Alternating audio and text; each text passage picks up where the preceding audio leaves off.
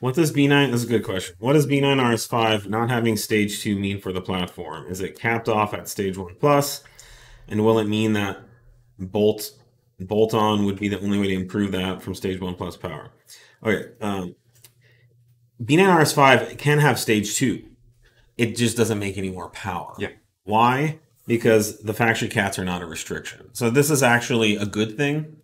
It's not necessarily a bad thing. It means that you, the customer, don't have to spend $2,000 or $3,000 on high flow cats to get the same power and performance. Thankfully, the factory gave you something that works. Yep. The next step up in power is going to be hybrid turbos. The TT 720 will be our next offering, and we believe that at that point, racing cats for racing use will generate more power than the factory cats at that level. We don't know yet, but that's our hypothesis. Find out when we we'll find out.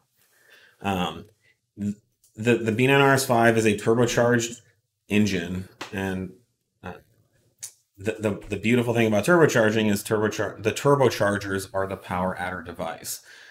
You can go in and, let's say, port and polish the heads and put bigger valves in and stroke it out to 3 liters, and you could go into the motor and do all that stuff, and you might gain another like 20 horsepower.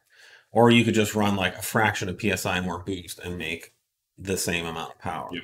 So the power your engine makes is 100% dictated by the turbochargers and how much power they can produce.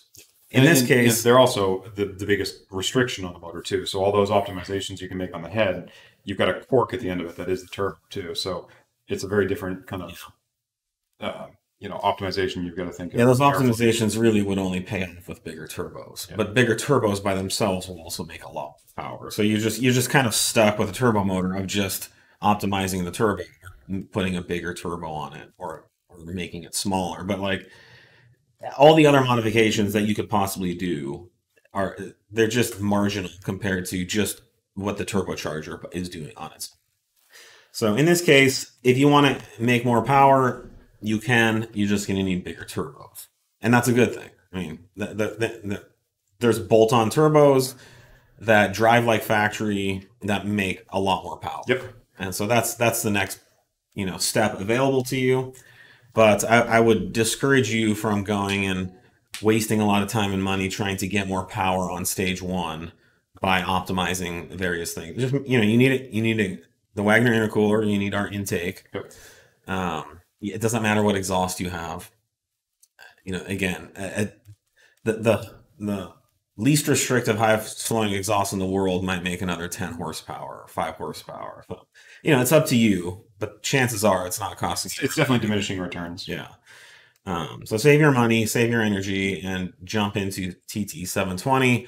For the time being, enjoy a fucking fast car that's smog legal, basically. That's not polluting any more than it did when it was stock. I've spent quite a bit of time in our car on E85. It's just a straight up fast car. It's world class fast. This is with 2 bolt-ons, 3 bolt-ons. And it's a very short mod list. Yeah.